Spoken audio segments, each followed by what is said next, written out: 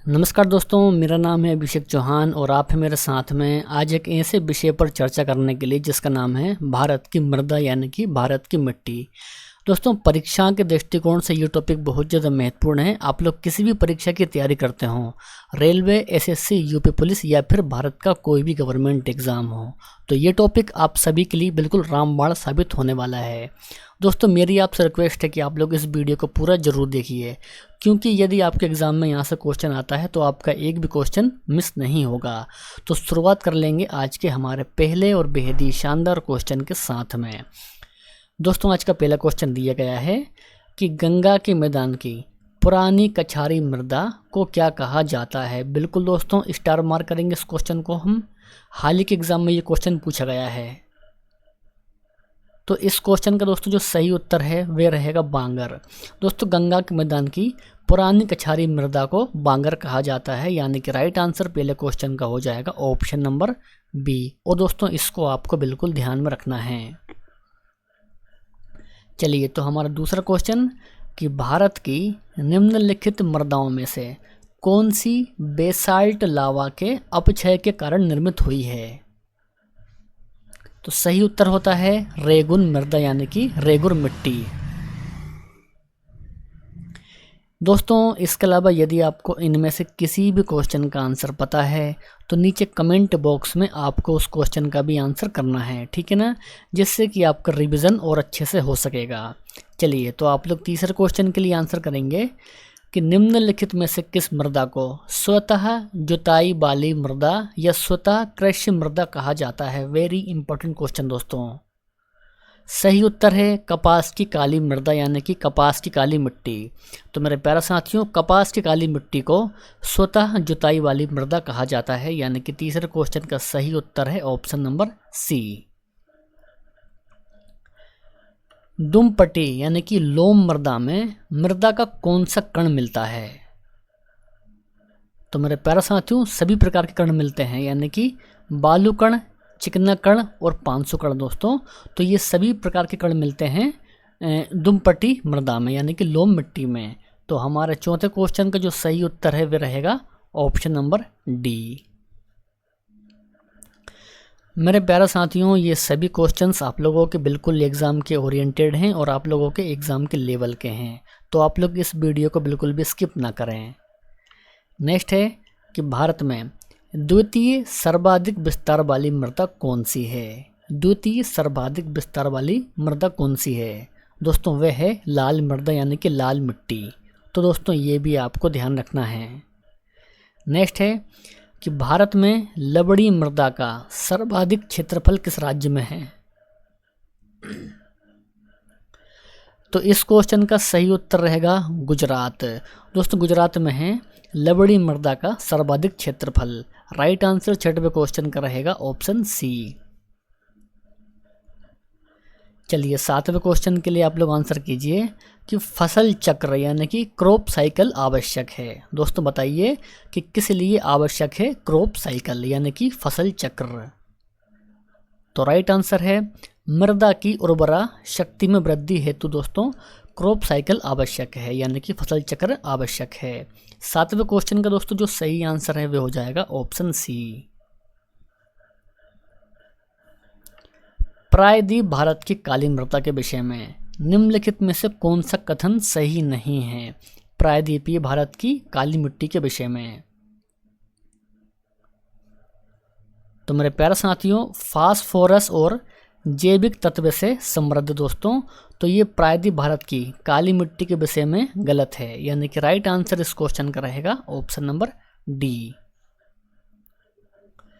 नवा क्वेश्चन दोस्तों और बेहद ही शानदार क्वेश्चन है कि भारत की निम्नलिखित मृदाओं में से कपास की खेती के लिए कौन सी सर्वाधिक उपयुक्त है, यानी कि कपास की खेती के लिए कौन सी मिट्टी सबसे ज़्यादा उपयोगी है। तो वह है रेगुर मृदा यानी कि रेगुर मिट्टी। अत्यंत सूक्ष्म कणों वाली मिट्टी है, यानी कि अत्यंत सूक्ष्म कणों वाली मिट्टी कौन सी है दोस्तों, वह है चीका मिट्टी। दोस्तों, चीका मिट्टी है अत्यंत सूक्ष्म कणों वाली मिट्टी। राइट आंसर 10वें क्वेश्चन का रहेगा ऑप्शन डी। आगे है कि निम्नलिखित राज्यों में से किसमें भारत की सबसे बड़ी अंतर्देशीय लवणीय आर्द्र भूमि है? तो मेरे प्यारे साथियों, राजस्थान में है भारत की सबसे बड़ी अंतर्देशीय लवणीय आर्द्र भूमि। तो राइट आंसर 11वें क्वेश्चन का रहेगा ऑप्शन नंबर ए, राजस्थान।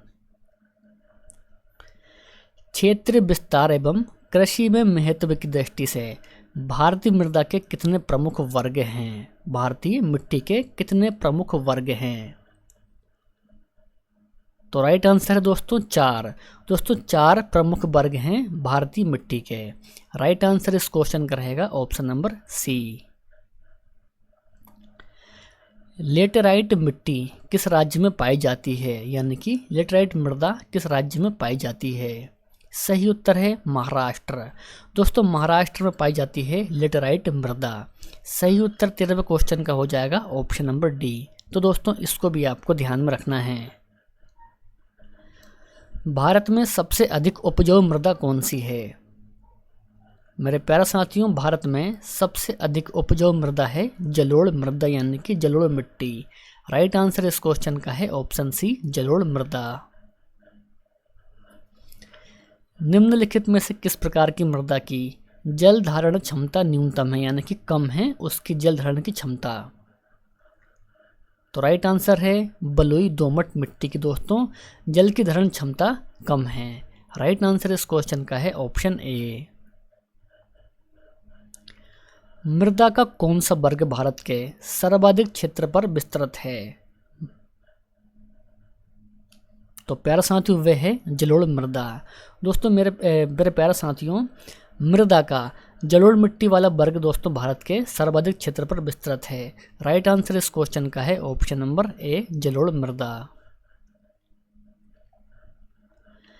निम्नलिखित में से कौन सी फसल मृदा को नाइट्रोजन से समृद्ध कर देती है? सही उत्तर है मटर। तो मेरे प्यारे साथियों, मटर की फसल मिट्टी को नाइट्रोजन से समृद्ध कर देती है। राइट आंसर 11वें क्वेश्चन का रहेगा मटर, यानी कि ऑप्शन नंबर डी। ठीक है ना। चलिए तो नेक्स्ट क्वेश्चन के लिए आप लोग आंसर कीजिए। भूमि की उर्वरता बढ़ाने के लिए निम्न में से कौन सी फसल उगाई जाती है? सही उत्तर है उड़द। दोस्तों उड़द की फसल को उगाई जाती है भूमि की उर्वरता क्षमता को बढ़ाने के लिए। राइट आंसर इस क्वेश्चन का रहेगा ऑप्शन नंबर सी, उड़द। ठीक है ना। चलिए आगे है, भारतीय मृदाओं में किस सूक्ष्म तत्व की सर्वाधिक कमी है? तो मेरे प्यारे साथियों, भारत की मिट्टी में जस्ता की कमी है, यानी कि राइट आंसर इस क्वेश्चन का रहेगा जिंक, यानी कि जस्ता, ऑप्शन नंबर डी। भारत के कुछ भागों में यात्रा करते हुए आप देखेंगे कि कहीं कहीं लाल मृदा पाई जाती है। मृदा के इस रंग का प्रमुख कारण क्या है? वेरी इंपॉर्टेंट क्वेश्चन दोस्तों। तो मेरे प्यारे साथियों, इन रंगों का प्रमुख कारण है फेरिक ऑक्साइड की विद्यमानता। राइट आंसर इस क्वेश्चन का रहेगा option number C, ferric oxide की विद्यमानता के कारण दोस्तों मृदा का रंग आपको अलग अलग दिखाई देता है। राइट आंसर इस क्वेश्चन का हो जाएगा ऑप्शन नंबर सी, और ये भी दोस्तों आपको बिल्कुल ध्यान में रखना है। 21 क्वेश्चन दोस्तों, निम्नलिखित में से किस कण का व्यास 0.002 मिलीमीटर से कम होता है?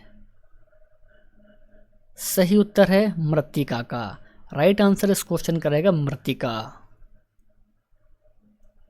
आगे है कि निम्नलिखित में से मृदा अपरदन प्रतिक्रियाओं के सही क्रम को पहचानिए।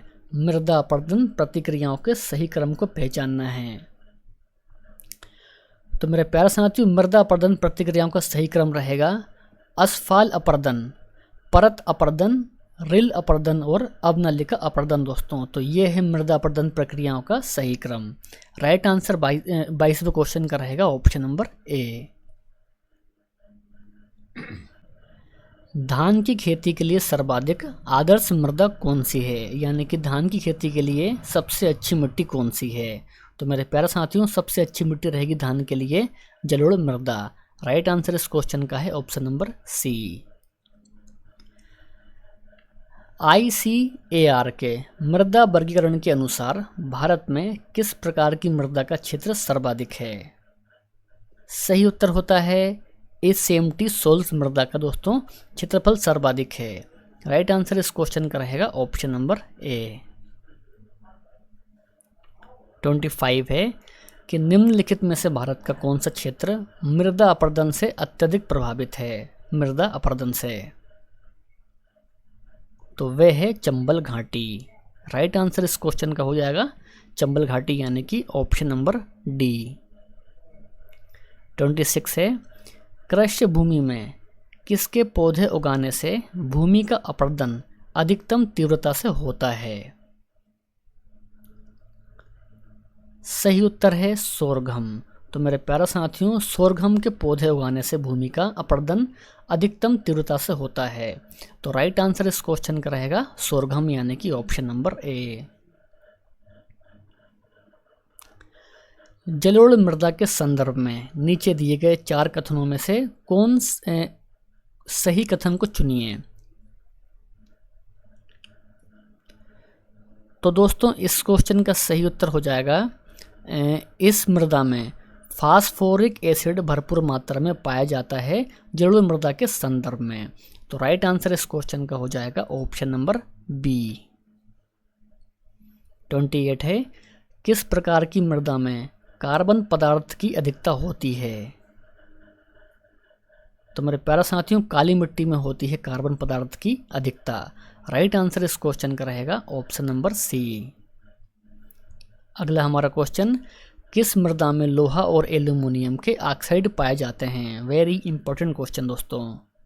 सही उत्तर है लेटेराइट मृदा में दोस्तों पाए जाते हैं एल्यूमिनियम के ऑक्साइड। राइट आंसर इस क्वेश्चन का रहेगा ऑप्शन नंबर बी।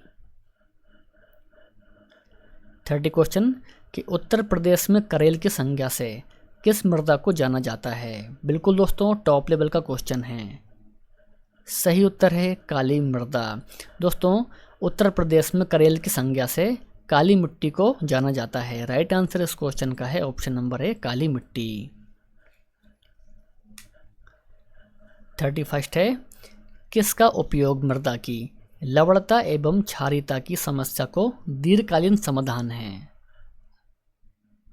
लवणता और क्षारीयता की समस्या का दीर्घकालीन समाधान दोस्तों वह है जिप्सम। तो जिप्सम इस क्वेश्चन का राइट आंसर हो जाता है। अगला क्वेश्चन दोस्तों कि सामान्यतः फसलें उगाने के लिए उर्वर भूमि का पीएच मान कितना होना चाहिए? सही उत्तर है 6 से 7 होना चाहिए दोस्तों सामान्य फसलें उगाने के लिए उर्वर भूमि का पीएच मान। तो राइट आंसर इस क्वेश्चन का रहेगा ऑप्शन नंबर सी। चलिए आगे है कि सूची 1 को सूची 2 के साथ सम्मिलित कीजिए। बिल्कुल दोस्तों ध्यानपूर्वक आप लोग क्वेश्चन को पढ़िए, उसके बाद आप लोग आंसर करेंगे। तो यहाँ पर देखिए दोस्तों, कर्नाटक पठार में पाई जाती है लाल मृदा। ठीक है दोस्तों, नागपुर पठार में दोस्तों पाई जाती है लेटेराइट मृदा। मालवा के पठार में पाई जाती है रेगुर मृदा। उत्तरी सरका तट पर दोस्तों पाई जाती है जलोढ़ मृदा दोस्तों। तो ये सभी के सभी पॉइंट आपको ध्यान में रखने हैं दोस्तों, यहाँ से काफ़ी क्वेश्चन परीक्षा में पूछे जाते हैं। ठीक है ना। चलिए नेक्स्ट क्वेश्चन है, पीट मिट्टी मुख्यतः पाई जाती है। तो मेरे प्यारे साथियों, पीट मिट्टी मुख्यतः पाई जाती है केरल में। दोस्तों केरल हमारे इस क्वेश्चन का सही आंसर है। 35 है कि लेटेराइट मृदा से निम्नलिखित में से कौन सी फसल संबंधित है? वेरी इंपॉर्टेंट क्वेश्चन दोस्तों। सही उत्तर है दोस्तों काफ़ी। दोस्तों काफ़ी की फसल संबंधित है लेटेराइट मृदा से। काली मृदा के संदर्भ में निम्नलिखित में से कौन सा कथन सही नहीं है काली मिट्टी के संदर्भ में? तो मेरे प्यारे साथियों, काली मिट्टी के संबंध में यहाँ पर ये हिमालय क्षेत्र में पाई जाती है दोस्तों, तो ये कथन सही नहीं है काली मिट्टी के संदर्भ में। तो इस क्वेश्चन का सही उत्तर रहेगा ऑप्शन नंबर डी। चलिए आगे है, निम्नलिखित में से किसका संबंध नवीन जलोढ़ मृदा से है? नवीन जलोढ़ मृदा से संबंध बताइए कि किसका है? सही उत्तर है खादर का। किस प्रकार की मृदा में जल की मात्रा अधिकतम होती है? तो राइट आंसर है मटियार। दोस्तों मटियार मृदा में जल की मात्रा अधिकतम होती है। राइट आंसर इस क्वेश्चन का रहेगा मटियार यानी कि ऑप्शन नंबर सी। अगला क्वेश्चन दोस्तों कि मृदा अपरदन से सर्वाधिक प्रभावित राज्य कौन सा है। मृदा अपरदन से सर्वाधिक प्रभावित राज्य कौन सा है। दोस्तों वह है राजस्थान राज्य। आगे है कि निम्नलिखित में से कौन सी मृदा चाय बागानों के लिए उपयुक्त है। चाय के बागानों के लिए उपयुक्त दोस्तों कौन सी मृदा है। तो वह है अम्लीय। नेक्स्ट है कि भारत में निम्नलिखित में से कौन सा मृदा समूह लौह की अधिकता अतिरेक के कारण अनुर्वर होता जा रहा है।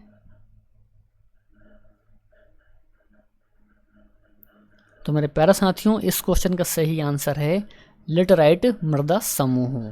तो राइट आंसर इस क्वेश्चन का ऑप्शन नंबर बी हो जाएगा। ग्रेनाइट और नीस चट्टाने से निम्नलिखित में से किस प्रकार की मृदा का निर्माण होता है। बिल्कुल दोस्तों स्टार मार्क करेंगे इस क्वेश्चन को। तो सही उत्तर है लाल मृदा। तो मेरे प्यारे साथियों लाल मृदा का निर्माण होता है ग्रेनाइट और नीस की चट्टानों से। सही उत्तर इस क्वेश्चन का रहेगा ऑप्शन नंबर ए लाल। दक्षिण भारत में ज्वालामुखी क्रिया से संबंधित है। तो सही उत्तर है मृदा। तो मेरे प्यारे साथियों मृदा संबंधित है दक्षिण भारत में ज्वालामुखी क्रियाओं से। राइट आंसर इस क्वेश्चन का रहेगा मृदा। 44 क्वेश्चन कि भारत में चंदन की लकड़ी के वन सर्वाधिक कहाँ पर पाए जाते हैं। सही उत्तर है नीलगिरी की पहाड़ियों में। तो मेरे प्यारे साथियों नीलगिरी की पहाड़ियों में पाए जाते हैं भारत में चंदन की लकड़ी के सर्वाधिक वन। राइट आंसर इस क्वेश्चन का रहेगा नीलगिरी की पहाड़ियाँ। भारत के दक्कन प्रायद्वीप पठार पर किस मृदा का अभाव पाया जाता है। सही उत्तर है पाड़जल मृदा का। तो मेरे प्यारे साथियों पाड़जल मृदा का अभाव पाया जाता है भारत के दक्कन प्रायद्वीप पठार पर। तो राइट आंसर इस क्वेश्चन का रहेगा ऑप्शन नंबर ए। मेरे प्यारे साथियों आज के लिए बस इतना ही। आज का ये वीडियो आप लोगों को कैसा लगा हमें कमेंट बॉक्स में आपकी राय जरूर बताएं। वीडियो पसंद आया हो तो वीडियो को लाइक कर दीजिए, अपने दोस्त एवं भाई बहन में इस वीडियो को शेयर भी कर दीजिए। तो मिलेंगे नेक्स्ट वीडियो में। जय हिंद, वंदे मातरम।